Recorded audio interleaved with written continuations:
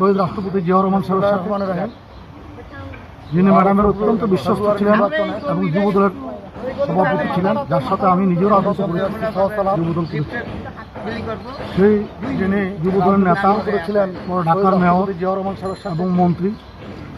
আপনারা জানেন ঢাকার ইতিহাসে ছিলেন আন্দোলন এবং যুবদলের ত্যাগ, সভাপতি ছিলেন গণতান্ত্রিক আন্দোলনে ওনার যে ত্যাগ, সেই স্বৈরাচার বিরোধী আন্দোলন এরশাদের সেখান থেকে শুরু করে নেতা আন্দোলনের পরে এক এক করে শেখ হাসিনার বিরুদ্ধে যে আন্দোলন, তারপরে 12 তারিখের 24-এর 5 জানুয়ারি 5 আগস্টের এই আন্দোলনে ওনার যে ভূমিকা, সেই জন্য আমরা বলবো থেকে শুরু করে এই ঢাকা আন্দোলনের পরে ওনাকে বাংলাদেশ জাতীয়তাবাদী বিরুদ্ধে যে আন্দোলন দলের চেয়ারম্যান তারেক রহমান সাহেব ওনাকে নমিনেশন দিয়েছেন 5 আগস্টে। আমরা আশাবাদী, আমরা যতটুকু দেখছি এখানে বিপুল ভোটে বিজয় হবেন।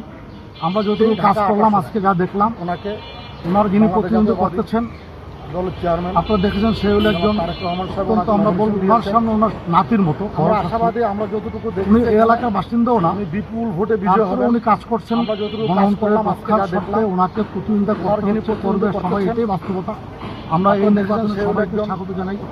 জাতীয়তাবাদী সাংবাদিক ফোরামের পক্ষ থেকে আমাদের দাবি একটাই, যেন শান্তি শৃঙ্খলা বজায় থাকে এবং সুন্দর পরিবেশে 12 তারিখের নির্বাচনটা পরিচালিত হয় এবং ভোট কাস্ট হয় এবং রেজাল্ট দিয়ে প্রতিটা মানুষ যারা গণতন্ত্রে বিশ্বাস করে রেজাল্ট নিয়ে ঘরে যেতে পারে।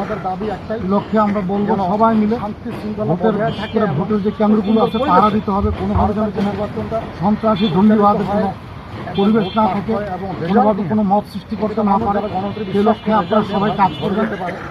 আমরা এই এলাকাবাসী যারা ঢাকা 8 আসনের সবাইকে বলবো, আপনারা সজাগ থাকবেন আগামী দিনের নির্বাচনে, যেন 12 ফেব্রুয়ারি যেন ভালোভাবে মির্জা আব্বাস ভাই ভোট পেয়ে বিজয় হতে পারে। আমরা তো বিজয় ইনশাল্লাহ হবে, সবাই কাজ করে ভালোভাবে বিজয় হতে পারে। সে আমরা সবাই এলাকাবাসী আমরাও কাজ করছি, সবাই আমাদের সাংবাদিক ভাইরা আমরা সজাগ থাকবেন আগামী দিনের নির্বাচন। আমরা বিগত দিনে ছিলাম, এখনো থাকবো, ভবিষ্যতে থাকবেন ভালোভাবে। সবাই ভালো থাকবেন।